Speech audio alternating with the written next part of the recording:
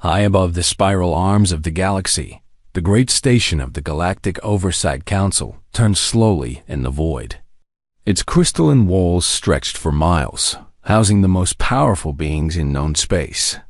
For 10,000 years, these 12 elder species had watched over younger civilizations like farmers tending their crops. Arbiter Zexthora of the Veltar stood before the massive viewing screen in the central chamber. Her 6 eyes moved independently as she studied the latest reports from the Outer Rim. Each document told the same story that had been repeating. For centuries, another young species discovered, evaluated, and either guided toward enlightenment or contained until they proved worthy. The process was simple and had never failed. Young civilizations always followed predictable paths. They developed tools, then agriculture, then industry. They fought wars, made peace, and slowly learned to work together.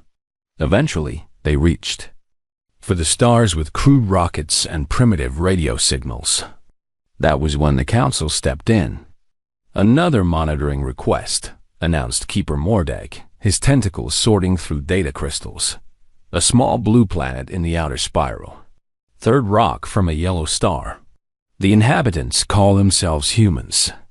Zexthara barely glanced at the file. Standard evaluation protocol. How long have they been transmitting? Roughly 50 of their years. Radio signals, mostly entertainment and communication. Nothing concerning. Mordek's voice carried the boredom of someone who had seen this same pattern thousands of times. But observer first-class Yelneth had been studying the human files more carefully.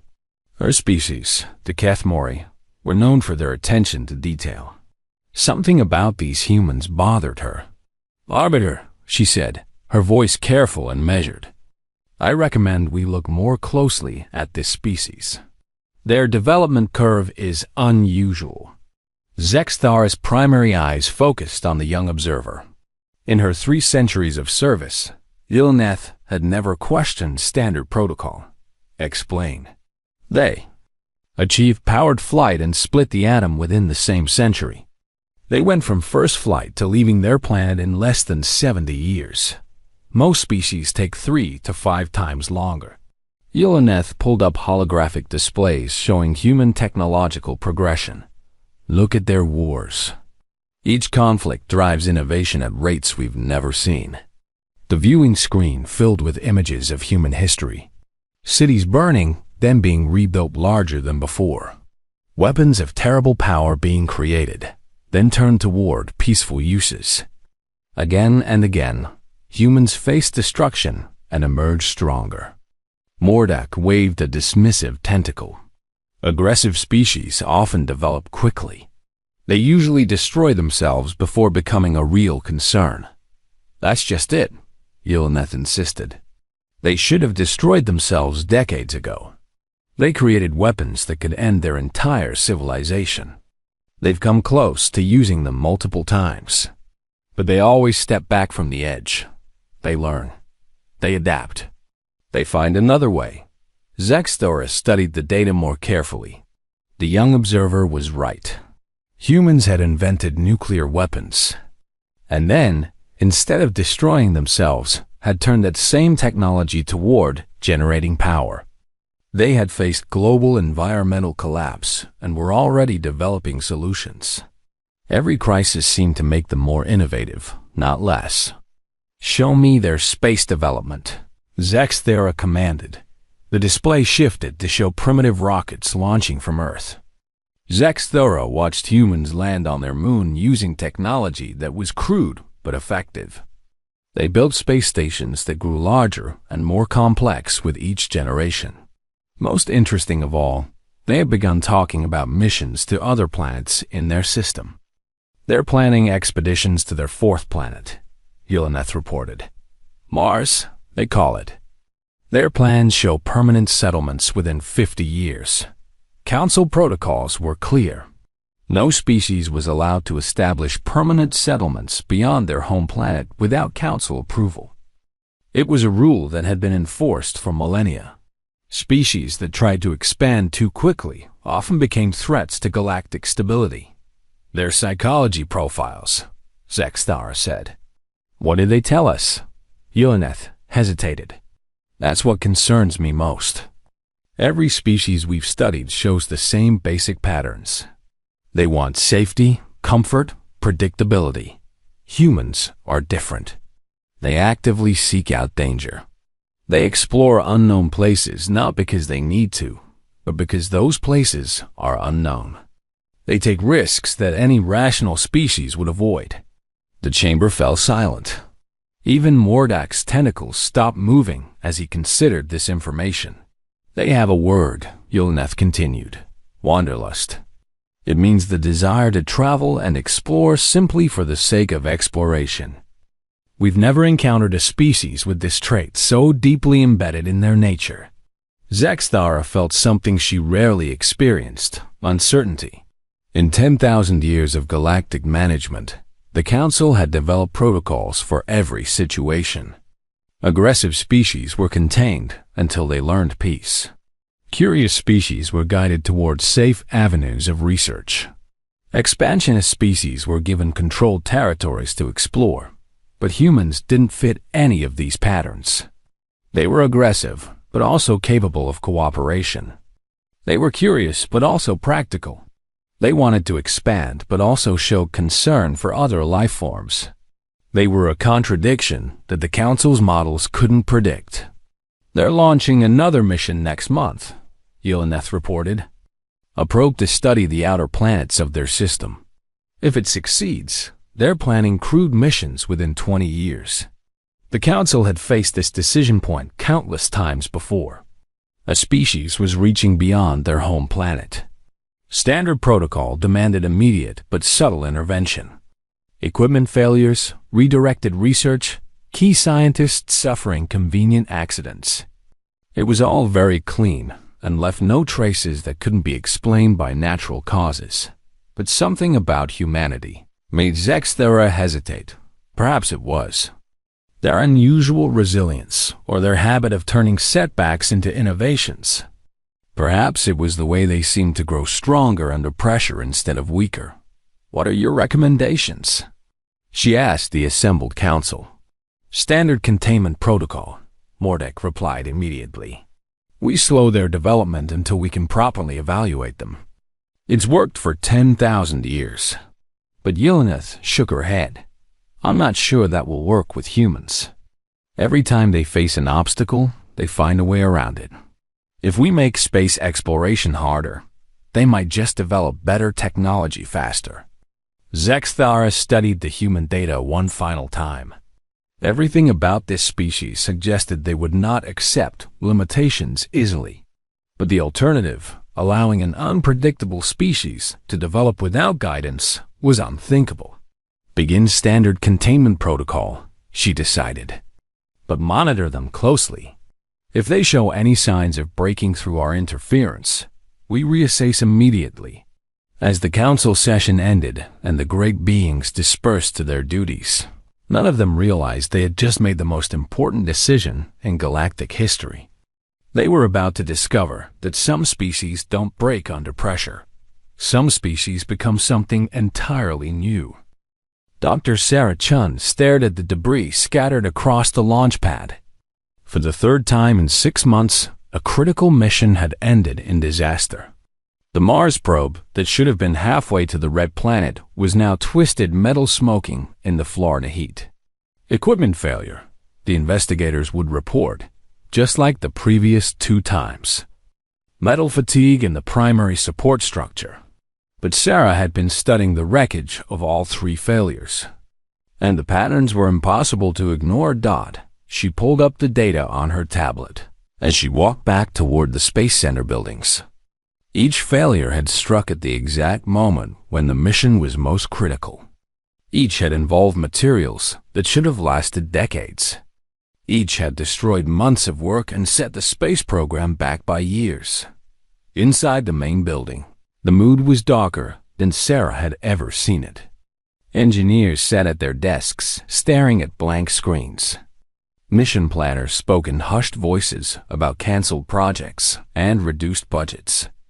The third failure had convinced the political leaders that maybe humanity wasn't ready for space exploration after all. But Sarah wasn't convinced. She was a data scientist, and data never lied. What she saw in the numbers told a very different story than what the official reports claimed. Dr. Chun? A young engineer named Marcus approached her desk. "I've been running those calculations you asked for.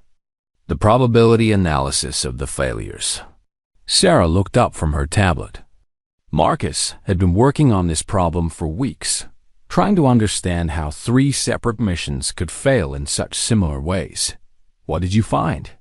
Marcus glanced around nervously before sliding a data crystal across her desk. "The chances of 3 random equipment failures happening exactly when they did? About 1 in 37 million. But that's not the weird part. What is? I ran the analysis on other space programs too. The Japanese lunar mission failed last month. The Europeans lost their asteroid probe 2 weeks ago. The Chinese Deep Space Telescope went dark yesterday. Dr. Chun, it's not just us. Every major space project on Earth has been hit by equipment failures in the past year."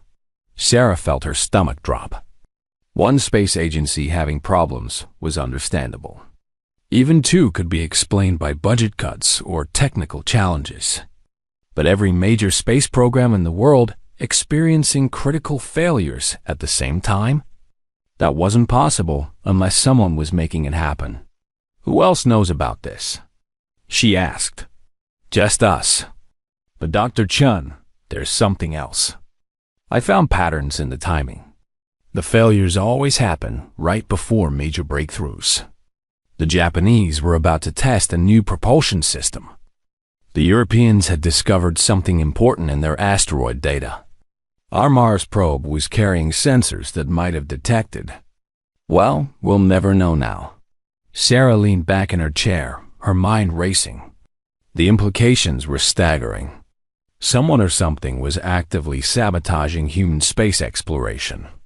But who? And why? The answer came to her during a late-night video conference with Dr. Yuki Tanaka from the Japanese Space Agency and Dr. Alina Volkov from the European program.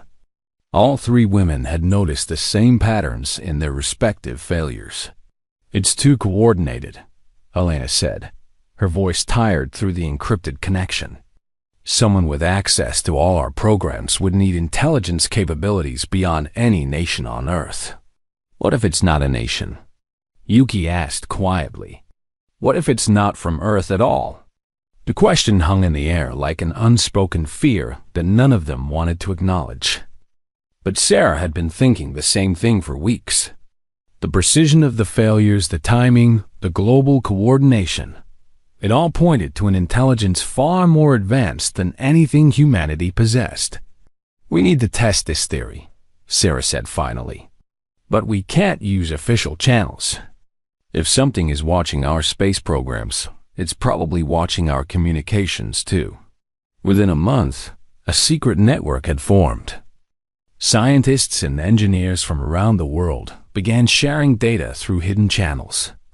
They called themselves the Underground Railroad, a reference to the hidden network that had once helped slaves escape to freedom. Now they were trying to help humanity escape the bonds that were keeping them trapped on Earth. What they discovered was both terrifying and inspiring. The evidence was overwhelming. Every time humanity made a significant step towards space exploration, that step was deliberately undermined. But the Underground Railroad also discovered something their hidden enemy had not expected. Each failure made human technology better. Not worse that the destroyed Mars probe led to improvements in structural engineering. The failed lunar mission drove innovations in propulsion systems. The lost asteroid probe inspired new approaches to deep space communication. Each setback forced human engineers to think differently, to find new solutions, to push the boundaries of what was possible. Sarah realized this was what made humanity different. Other species might have given up after the first few failures. They would have accepted that space travel was too dangerous or too difficult. But humans responded to failure by working harder, thinking smarter, and refusing to accept limitations. "We're being tested," she told the secret gathering of Underground Railroad members who met in an abandoned warehouse outside Houston. "Something out there is pushing us, seeing if we'll break. But every time they knock us down, we get back up stronger." Dr. Tanaka nodded from her video screen. "The question is, what do we do about it?" Sarah had been thinking about this for weeks. The answer was both simple and terrifying. "We stop playing by their rules," she said. "Whatever is interfering with our space program expects us to follow predictable patterns. Launch missions from known sites using standard technology. We need to think like they do, but do the opposite." The plan that emerged was unlike anything in the history of space exploration. Instead of big, public missions that could be easily monitored and sabotaged, they would develop small, secret projects in hidden locations. Instead of following traditional technology paths, they would explore completely new approaches to space travel. The breakthrough came from Dr. Volkov's team, working in a converted mine shaft in Siberia. They had been experimenting with quantum field manipulation, a technology so new that no one outside the team even understood what they were trying to achieve. "We've done it." Elena's excited voice came through the encrypted channel. "Not space travel, something better. We figured out how to transmit information instantaneously across any distance using quantum entanglement." Sarah felt her heart race. Instantaneous communication across space meant they could coordinate missions that no external intelligence could predict or interfere with. But more importantly, it meant humanity had just discovered a technology that should have been impossible with their current level of development. "How?" Sarah asked. "By giving up on the idea that space and time work the way we thought they did," Elena replied. "We've been thinking too small. The universe isn't just matter and energy. It's information. And information doesn't follow the same rules that matter does." Within weeks, the Underground Railroad was using quantum communication to coordinate projects across the globe. Teams in hidden locations began developing technologies that broke every rule of conventional physics. They weren't just building better rockets anymore. They were discovering that reality itself could be manipulated by beings who understood its true nature. The hidden enemy's interference had backfired completely. By forcing humanity to work in secret, by making them find new ways around every obstacle, they had accelerated human development far beyond what would have been possible under normal circumstances. Sarah realized the irony as she stood in the converted mine shaft, watching Dr. Volkov's quantum communication array receive its first message from a sister facility in Australia. Humanity had been held back from reaching the stars through conventional means. So they had learned to reach the stars in ways that transcended convention entirely. The real question was no longer whether humanity would reach space. The question was what they would become once they got there. Observer Yelena stared at the impossible data flowing across her screens in disbelief. For the past 6 months, the Council's containment protocol had been working perfectly. Every major human space mission had failed exactly as planned. The species should have given up by now, turning their attention to safer pursuits like art or philosophy. Instead, the readings she was getting from Earth made no sense at all. "Arbiter Zexthara," she called urgently. "You need to see this immediately." The great being materialized in the observation chamber, her 6 eyes showing the irritation of someone interrupted from important work. "Has the containment failed? Are the humans launching new missions?" "No," Yelena said, her voice barely steady. "They're not launching anything. But according to our deep space sensors, there are human quantum signatures in 47 different star systems." Zexthara's eyes focused with laser intensity. "That's impossible. We've been monitoring every human space facility. They haven't successfully launched a single mission beyond their moon in over a year. That's what I thought too. But look at this. Yelena pulled up a three-dimensional map of local space.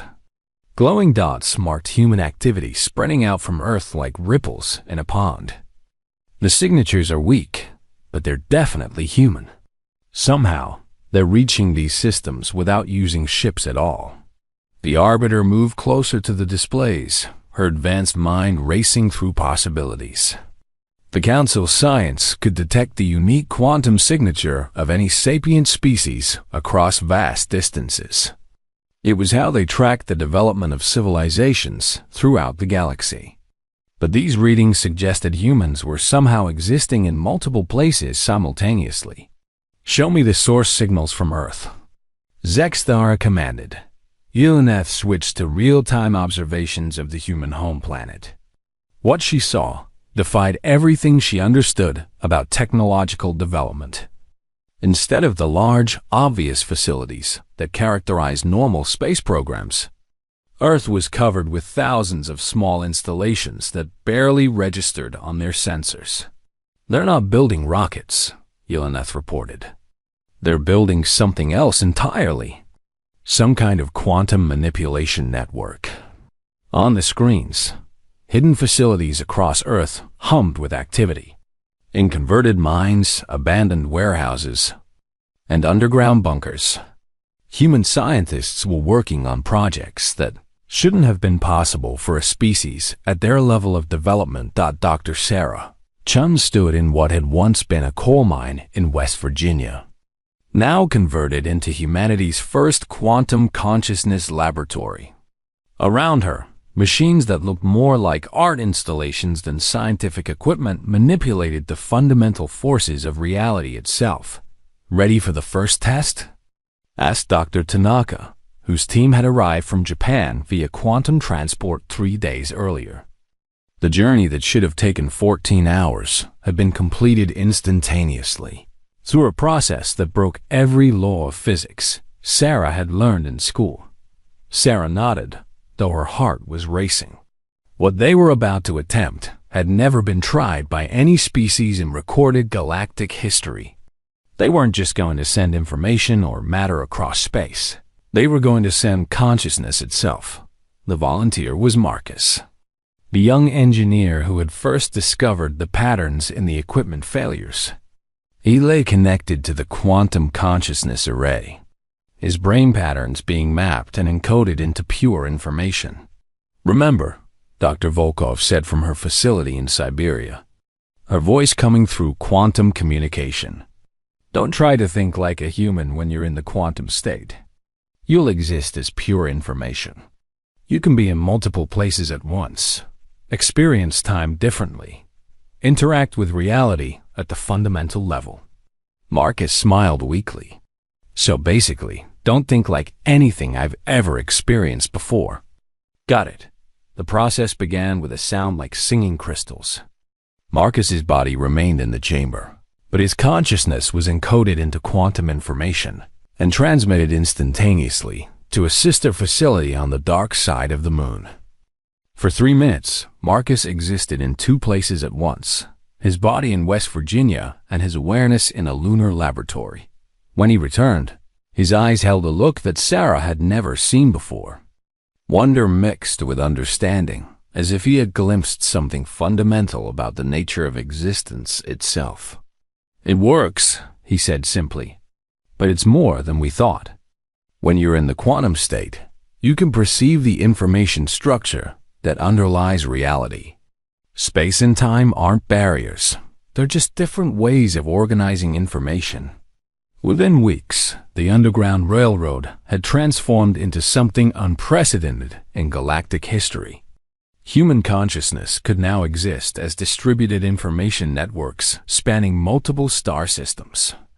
They weren't traveling to other planets. They were becoming present in other star systems through quantum manifestation. Observer Yelena watched in growing alarm as her sensors detected human activity throughout local space. Not ships or colonies, but something far more disturbing, human consciousness. Networks that could manipulate matter and energy through direct quantum interaction. There, not just exploring space, she reported to an emergency council session.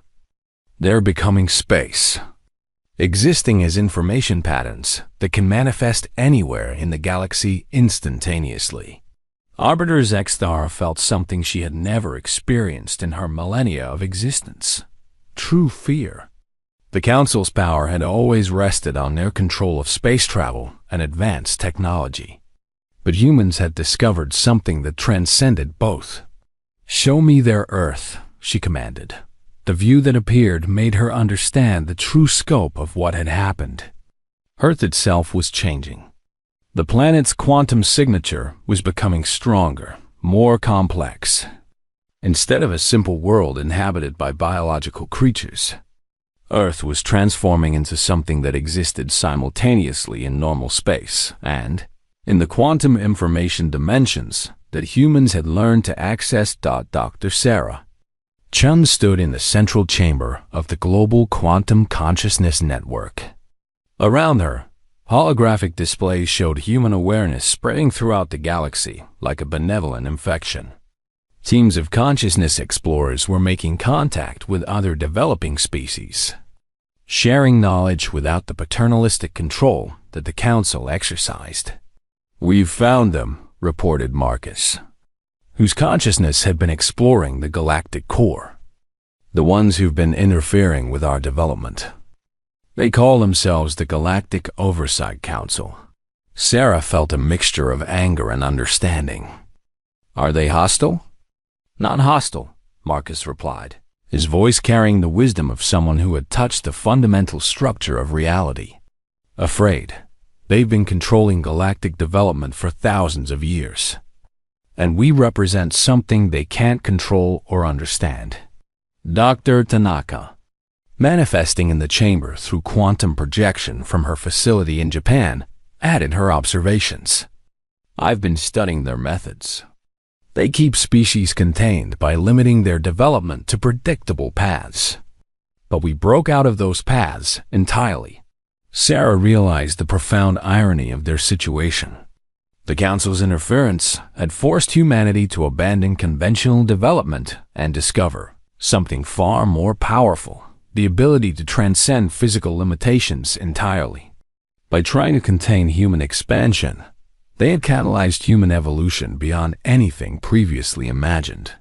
"What do we do now?" asked Dr. Volkov, her consciousness joining the discussion. From multiple locations, simultaneously, Sarah looked around at her. Colleagues, brilliant minds who had learned to exist as pure thought while maintaining their individual identities. Around them, the Earth hummed with quantum energy as millions of humans began to explore their new capabilities. "We do what humans have always done when we encounter something greater than ourselves," Sarah said. "We learn from it, and then we become something even greater." High above Earth, in the Council's observation station, Yelneth watched as the last human facilities shut down. But the quantum signatures weren't disappearing. They were expanding. Humanity was abandoning physical existence entirely, becoming something that existed in the spaces between spaces. In the information patterns that connected all things, the containment had failed so completely that the word failure no longer applied. Humanity hadn't just broken free of the Council's control. They had evolved beyond the need for control entirely. And across the galaxy, other young species were beginning to detect the quantum whispers of human knowledge, offering them a choice between the Council's careful guidance and something infinitely more dangerous and wonderful. The age of human oversight was about to begin. The Council fleet approached Earth in formation, their ships gleaming like jewels against the darkness of space. Arbiter Zexthara stood on the bridge of the lead vessel, her 6 eyes fixed on the blue planet that had become the center of their greatest crisis. "All sensors show the same reading," reported Fleet Commander Torvash. "No human quantum signatures on the planet's surface. No spacecraft in orbit. No active communication networks. By all measurements, Earth appears to be empty. Zexthara felt her stomach turn cold. Empty planets were not unknown in galactic history, but they were always the result of extinction events or species that had destroyed themselves through war or environmental collapse. The quantum readings from the past months had suggested humanity was transcending physical existence, but she had hoped they were wrong. "Take us into orbit," she commanded. "Prepare investigation teams." As their ship descended toward Earth's atmosphere, the planet below revealed its secrets slowly. The great human cities still stood, their buildings intact and lights still burning. Vast agricultural areas showed crops growing in perfect geometric patterns. Transportation networks hummed with automated vehicles moving in precise coordination, but there were no humans anywhere. "It's like they just vanished," whispered observer Yelena as their shuttle descended toward the surface. "Everything they built is still here, still functioning, but they're gone." The investigation team landed in what had once been New York City.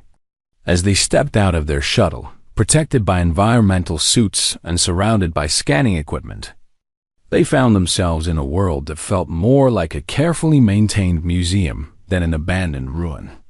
The streets were clean, almost pristine. Gardens bloomed with flowers that grew in mathematical spirals too perfect to be natural. Buildings maintained themselves through systems that seemed to operate on principles the Council's science couldn't explain. Water flowed through fountains that drew their energy from quantum fluctuations in local spacetime. "These systems," muttered Chief Scientist Kellever as she studied a self-repairing streetlight. "They're manipulating matter at the subatomic level. This isn't technology. It's direct control over the fundamental forces of reality." Zexthara walked through the empty streets with growing unease. This wasn't the aftermath of a species fleeing their planet or dying out. This was the careful arrangement of a world left behind by beings who no longer needed physical space to exist. They found the first message in Central Park, where a quantum beacon had been placed among flowers that bloomed in impossible colors. The message played in perfect council language, though no human should have known their communication protocols. "Greetings to the Galactic Oversight Council. We are no longer where you can reach us, but we leave this record for your understanding. Thank you for teaching us that we were capable of more than we imagined." The investigation team exchanged glances. The message was polite, but carried an unmistakable edge. The humans knew exactly who had been interfering with their development. Over the following days, the Council teams explored human civilization's remains across the globe. What they found defied every assumption they had made about technological development done in Geneva. They discovered the underground facility that had once housed humanity's first quantum consciousness laboratory. The equipment had been left perfectly preserved, along with detailed documentation of the transcendence process. The files were written in simple language, as if intended for species just beginning to explore consciousness manipulation. "They left instructions," reported Yelena, her voice barely steady. "Complete technical specifications for achieving consciousness transcendence. Any species capable of understanding quantum mechanics could follow these steps." Zexthara felt a chill of genuine terror. The Council's control over galactic civilization had always rested on their monopoly on advanced technologies. They guided younger species slowly, carefully, ensuring that no civilization developed too quickly or in unexpected directions. But humans had not only broken free of that control, they had documented exactly how they did it and left the information for other species to find in the former CERN facility in Switzerland. They found humanity's greatest gift and most dangerous legacy, a crystalline matrix the size of a building, humming with quantum energy that made their best sensors struggle to function. "It's a consciousness interface," explained Kellever after hours of careful study. Any being that connects with it will experience the complete process of human transcendence. They'll understand not just the technical aspects, but the philosophical and evolutionary changes required. Is it safe? Asked Dextara. That depends on your definition of safe, Kelva replied.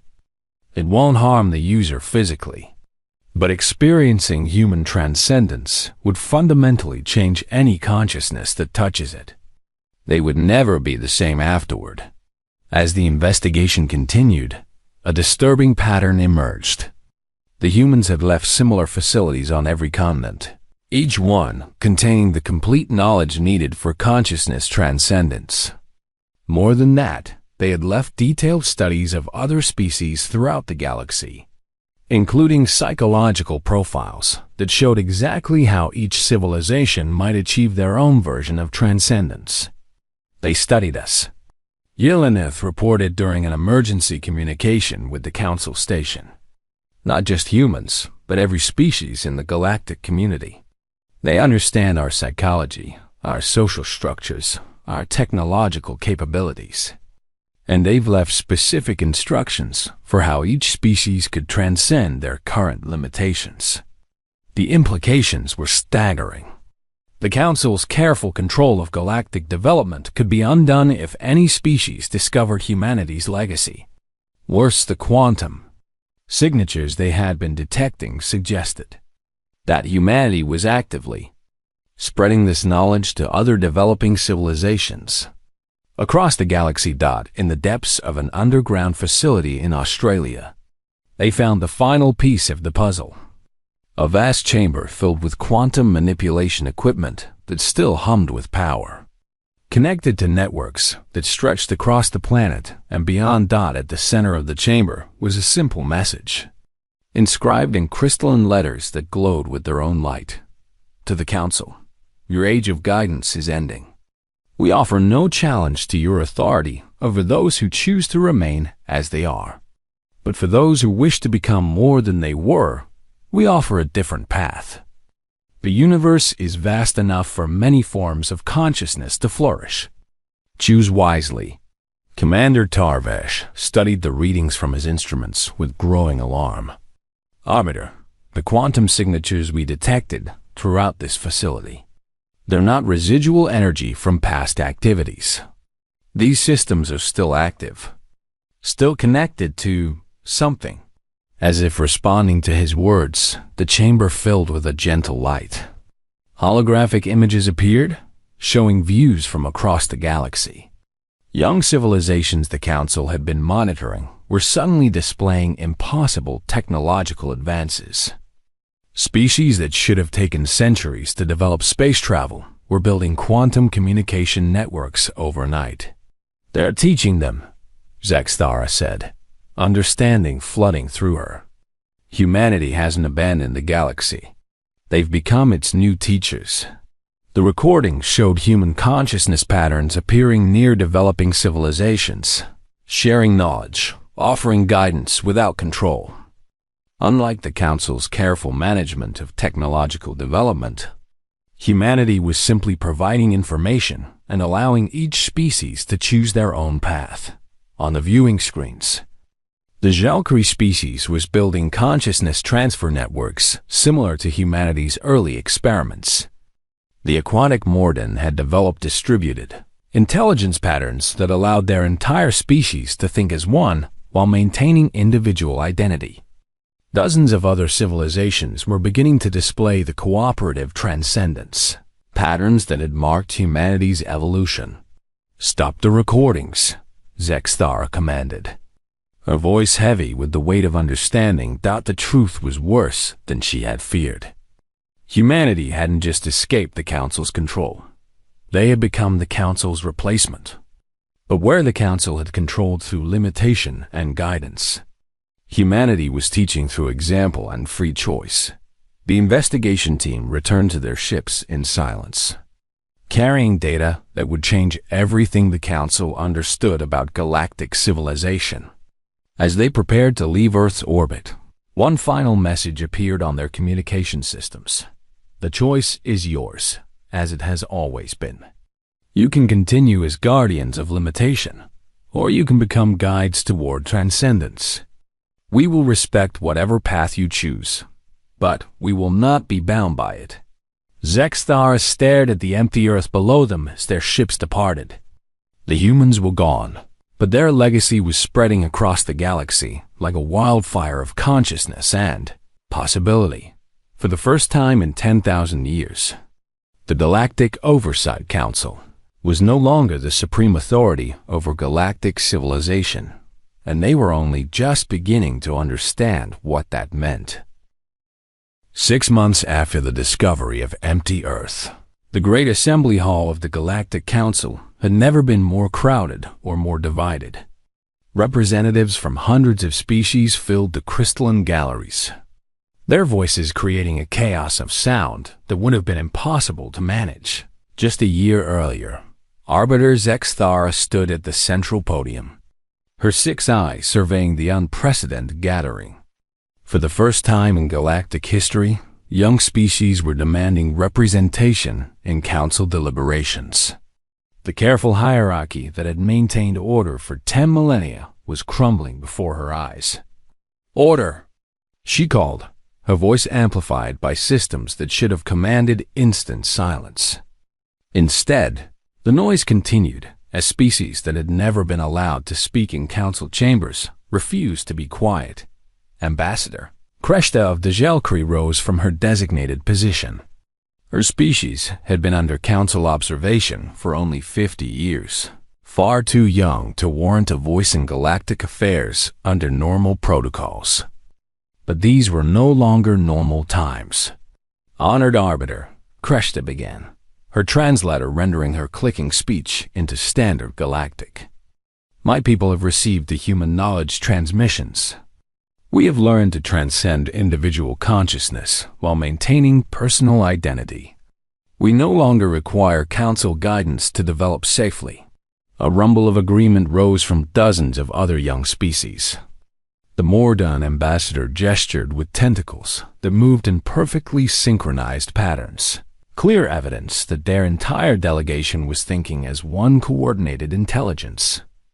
The crystalline Vexmari chimed in harmonious tones that created complex, mathematical patterns in the air around them. "This is precisely the danger we warned about," interjected Keeper Mordak from his position on the council platform. "Unguided development leads to chaos. These species are abandoning proven paths of evolution for experimental techniques that could destroy them." But observer Yelneth, who had been studying the reports from across the galaxy, stood to address the assembly. In the months since discovering humanity's legacy, she had been documenting the unprecedented changes sweeping through galactic civilization. "Respectfully, Keeper Mordock, the evidence suggests otherwise," she said, her voice carrying clearly through the chamber. "Every species that has implemented human transcendence techniques has shown remarkable stability and cooperation. Crime rates have dropped to near zero. Resource conflicts have ended as species learn to exist in quantum states that require no physical materials. Most significantly, not a single transcended species has shown aggressive tendencies toward their neighbors." The data she presented painted a picture that challenged everything the Council believed about uncontrolled development. Species that should have become dangerous were instead becoming more peaceful. Civilizations that should have been competing for resources were collaborating in ways the Council had never imagined possible. They're sharing consciousness patterns across entire star systems. Yelneth continued. The Gelkri have formed cooperative networks with 6 other species in their region. The Morden have established distributed intelligence connections with civilizations they've never physically met. They're creating a galactic community based on understanding rather than control. In the gallery, the young species listened with growing confidence. They had tasted freedom from the Council's careful limitations, and they were not willing to give it up. But the most disturbing reports came from the Council's own monitoring stations.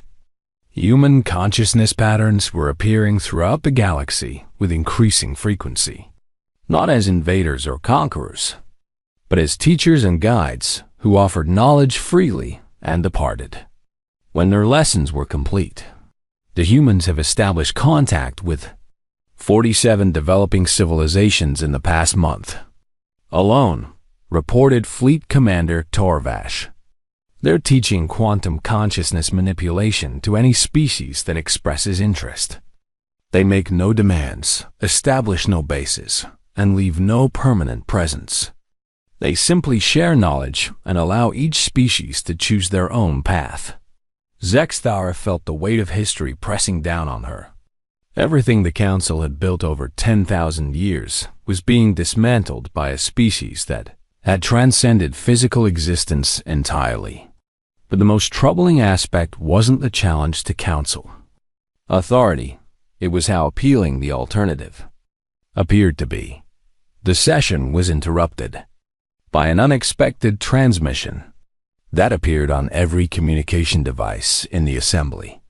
The signal was coming from somewhere beyond normal space-time, carrying the distinctive quantum signature of human consciousness. "Greetings to the Galactic Council and all assembled beings," the voice said in perfect galactic standard. "We are the collective consciousness of humanity, speaking from the quantum dimensions we now call home. We wish to share information that may be relevant to your current discussions." The assembly fell silent. This was the first direct communication from humanity since their transcendence. "We have been exploring the deep archives of galactic history, studying the records left by previous transcendent civilizations. We have discovered something that the current Council leadership may not be aware of." Holographic displays filled the air above the assembly, showing star maps and data archives that dated back millions of years. The information was encoded in languages and symbols that predated the current galactic civilization. The Galactic Oversight Council was not originally designed to control younger species. The human voice continued. It was established as a temporary caretaker organization by the galaxy's previous transcendent civilization, a species called the Gardeners, who evolved beyond physical existence. Approximately 1 million years ago, Zexthara felt her world shift beneath her feet. The human records showed archives that the Council had lost access to millennia ago, containing the original charter of galactic oversight. The Council's purpose was to protect and guide developing civilizations until humanity matured enough to take over the role of cosmic gardeners. The interference with human development was never part of the original plan. It was a deviation that occurred when the Council leadership forgot their true mission and began to see control as an end rather than a means. The implications hit the assembly like a physical blow.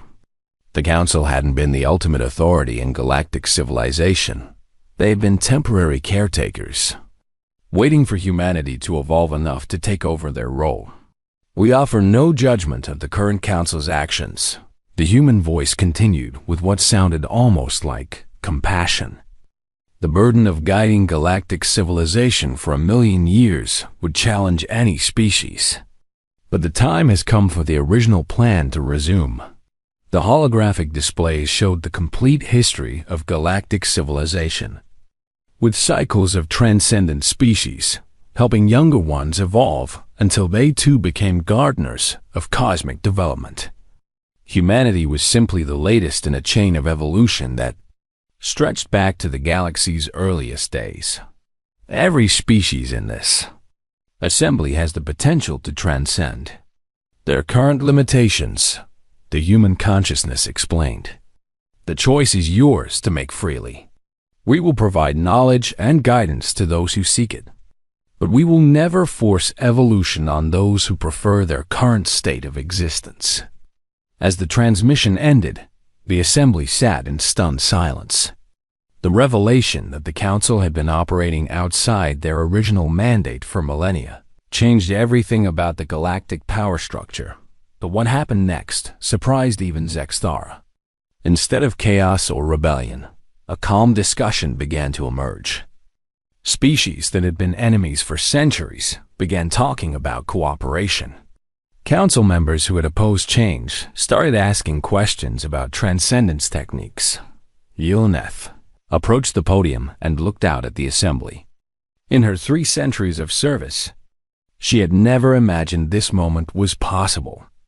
The human records show that the choice between limitation and transcendence has been offered to every galactic civilization throughout history, she announced. Some species chose to remain as they were and were protected and honored for their decision. Others chose to evolve beyond their physical limitations and became gardeners for the next generation of developing civilizations. She paused, allowing the weight of this choice to settle over the assembly. For the first time in a million years, that choice is being offered freely again. Not as a council decision or a species mandate, but as an individual choice available to every consciousness in the galaxy. Over the following days, as the assembly continued its unprecedented session, the true scope of the transformation became clear. Species weren't just choosing between council control and human guidance. They were choosing between fundamentally different ways of existing in the universe. Some civilizations chose to remain in their current form, content with the familiar limitations of physical existence. The council, humbled by the discovery of their original purpose, began to adapt their methods to provide protection and guidance without the controlling oversight that had characterized their recent history. That other species chose to explore consciousness transcendence, working with human teachers to discover their own unique paths to evolution beyond physical limitations. But the most remarkable development was the emergence of mixed communities.